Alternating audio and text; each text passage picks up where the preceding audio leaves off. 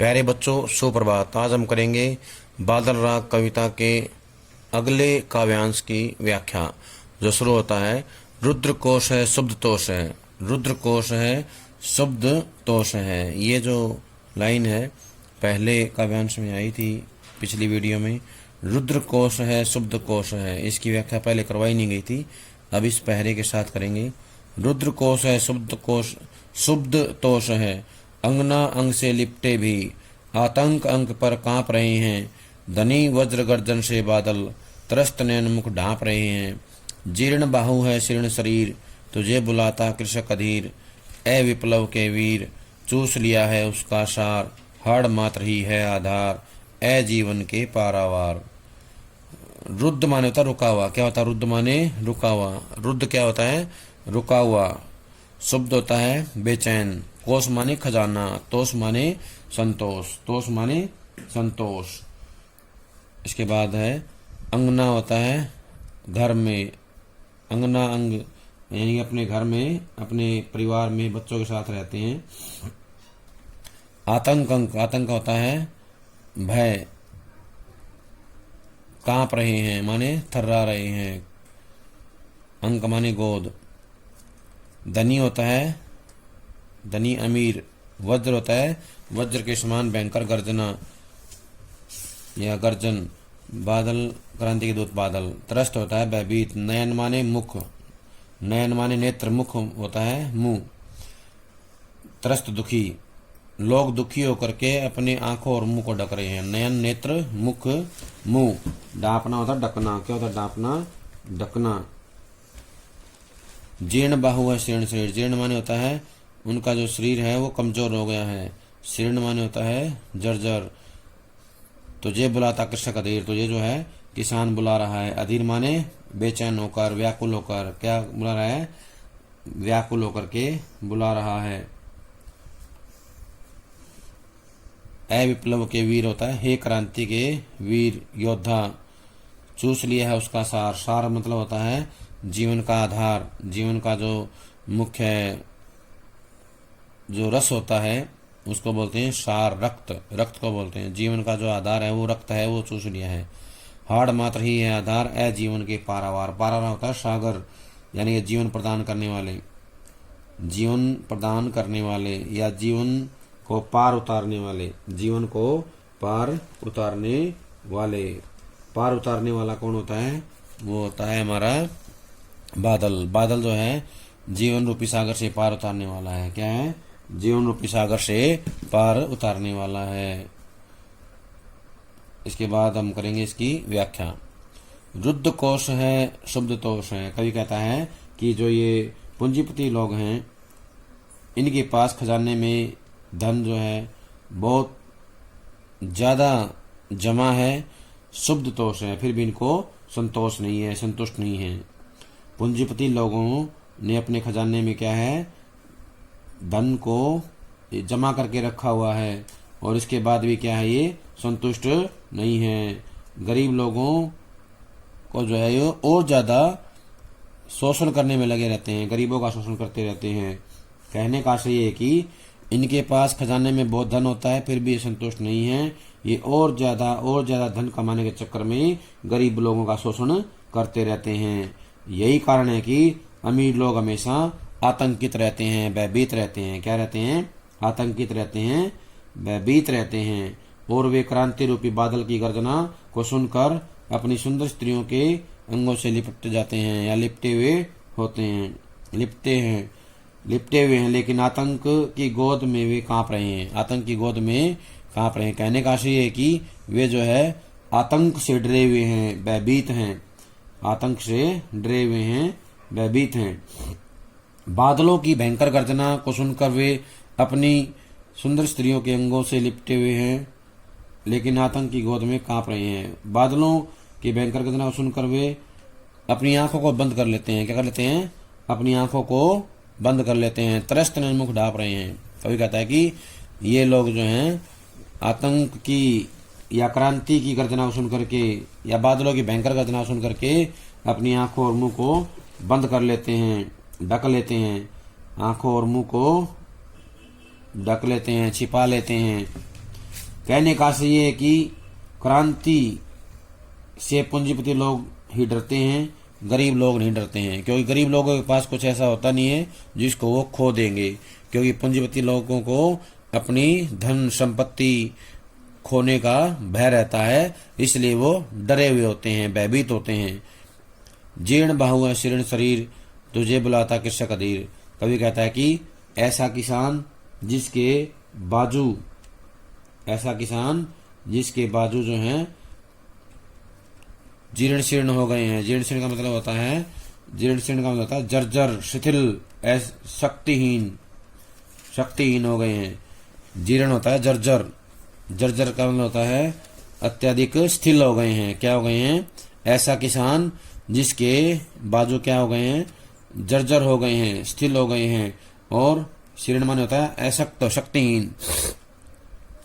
जिसके बाजू क्या हो गए हैं? जर्जर हो गए हैं, शिथिल हो गए हैं, और शरीर जो है शक्तिहीन हो गया है। शीर्ण माने तो शक्तिहीन। जिसका शरीर शक्तिहीन हो गया है, बाजू जो है जर्जर हो गए हैं, वह किसान तुझे बुला रहा है। कौन बुला रहा है? ऐसा किसान तुझे बुला रहा है बेचैन होकर के, जिसके बाजू जो हैं जर्जर हो गए हैं, शरीर शक्तिहीन हो गया है। हे क्रांति के दूत बादल, क्रांति के वीर योद्धा बादल, उसके जीवन का जो सार है, रक्त जो है पूंजीपति लोगों ने चूस लिया है। हाड़ मात्र ही है आधार। अब उसके जीवन का आधार क्या है? हड्डियां मात्र रह गया है। उसके शरीर में केवल हड्डियां रह गई हैं। ऐ जीवन के पारावार, और हे जीवन को देने वाले, जीवन के दाता, पार उतारने वाले, हे क्रांति के दूत बादल, तुम आओ और उसका उद्धार करो। क्या करो? किसान का उद्धार करो, उसे शोषण से मुक्ति दिलाओ। कहने का से है कि कवि बादलों को संबोधित करता है और कहता है, हे जीवन के सागर, देखो ये जर्जर बुझाऊं और दुर्बल शरीर वाला, जर्जर बुझाऊं और दुर्बल शरीर वाला किसान बेचैन होकर तुम्हें अपनी ओर बुला रहा है। क्या कर रहा है? तुम्हें अपनी ओर बुला रहा है। हे विनाश करने वाले निपुण बादल, तुम वर्षा करके देश के गरीब और शोषित किसान की सहायता करो। गरीब और शोषित किसान की सहायता करो, जिसकी भुजाएं जर्जर हो चुकी हैं, शरीर कमजोर हो गया है। भुजाएं जर्जर हो चुकी हैं, शरीर कमजोर हो गया है, यानी कि शक्तिहीन हो गया उसका शरीर। उसकी भुजाओं के बल को तथा उसके जीवन के रस को पूंजीपतियों ने चूस लिया है। जीवन के रस को यानी कि रक्त को जो है पूंजीपतियों ने चूस लिया है। कहने का आशय ये है कि देश के पूंजीपति वर्ग ने किसान का शोषण करके उसकी बुरी हालात कर दी है। किसान का शोषण करके उसकी बुरी हालात कर दी है। अब उस किसान में केवल हड्डियां ही मात्र रह गई हैं, यानी हड्डियों का पिंजर ही शेष रह गया है। आज की पूंजीवादी शोषक व्यवस्था या अर्थव्यवस्था ने उसके खून और मांस को चूस लिया है, उसके खून और मांस को चूस लिया है। हे बादल, तुम तो जीवन के दाता हो, विशाल सागर के समान हो।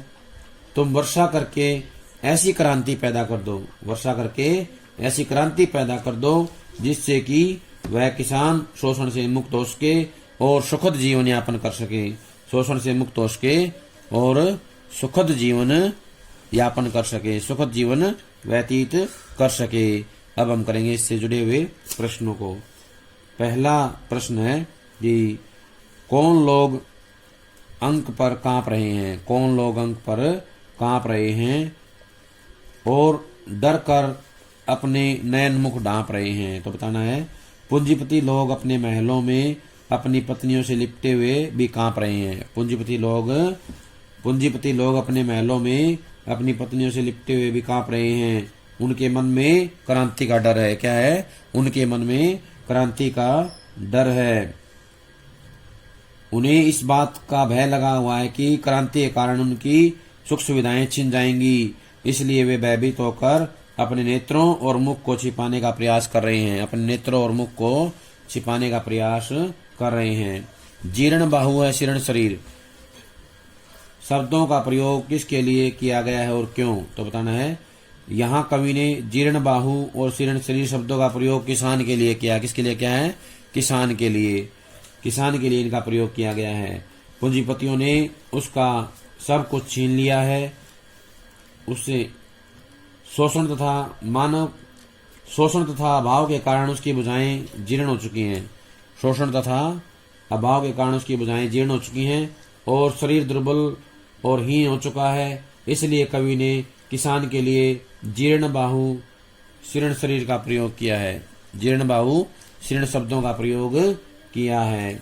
अगला है, कृषक को अधीर क्यों कहा गया है? तो बताना है, शोषण तथा अभाव के कारण भारत का किसान दरिद्र और लाचार है। शोषण और अभाव के कारण भारत का किसान दरिद्र और लाचार है।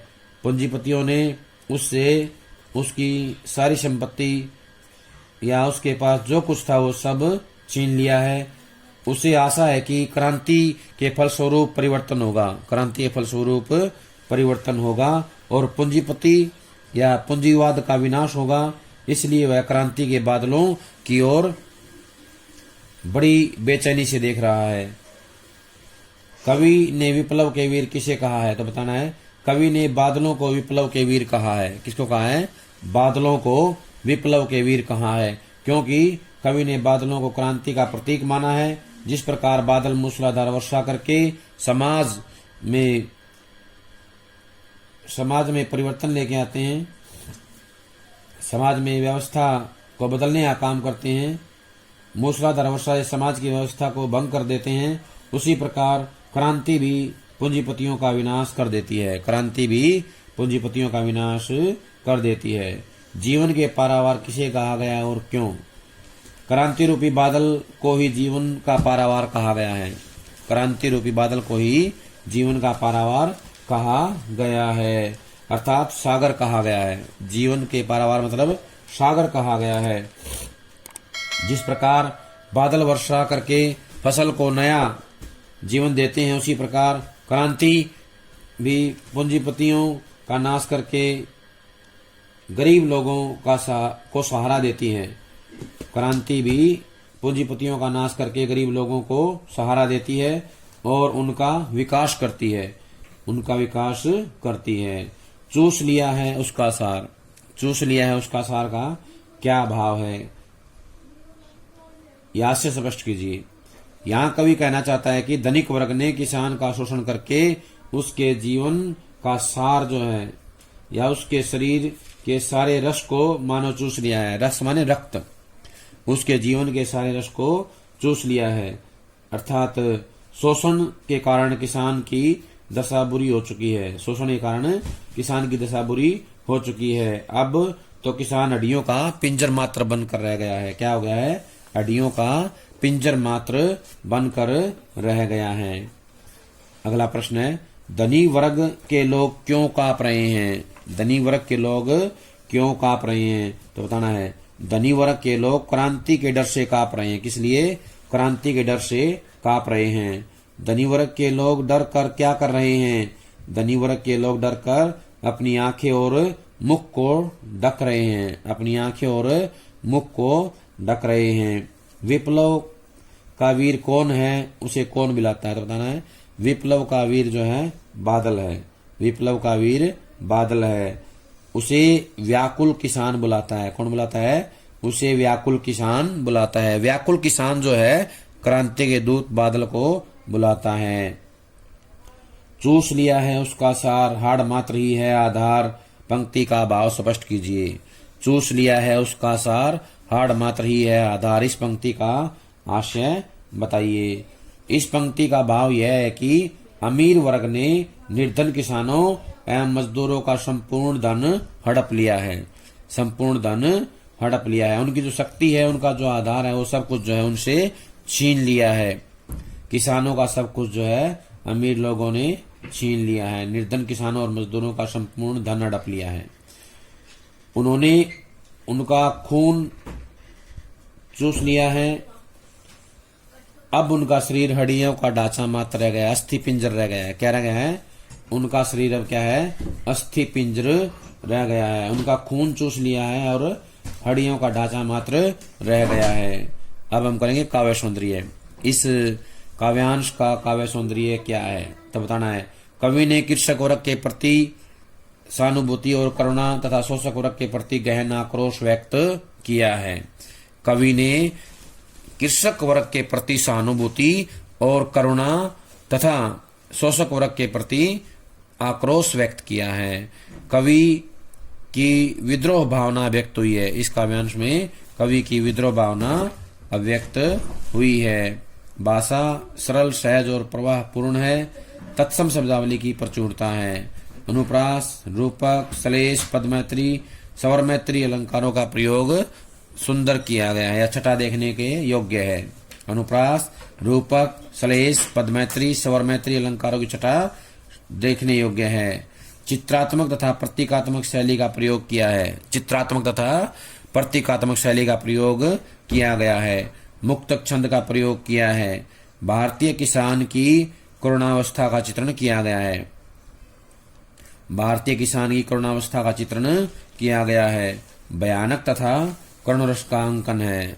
भयानक तथा करुण रस का अंकन किया गया है। बिंब योजना सार्थक एवं उच्च कोटि की है। बिंब योजना सार्थक एवं उच्च कोटि की है। प्यारे बच्चों, ये था बादल राग कविता का अंतिम काव्यांश। इसकी सभी व्याख्या याद कर लेंगे और इसको पक्का याद कर लेंगे, ताकि अगली जब किताब के प्रश्न आएंगे तो उनको याद करने में कोई दिक्कत ना हो। तो आगे हम करेंगे वितान। वितान भाग 2 करेंगे, तब तक इसको याद कर लें। सभी का बहुत बहुत धन्यवाद।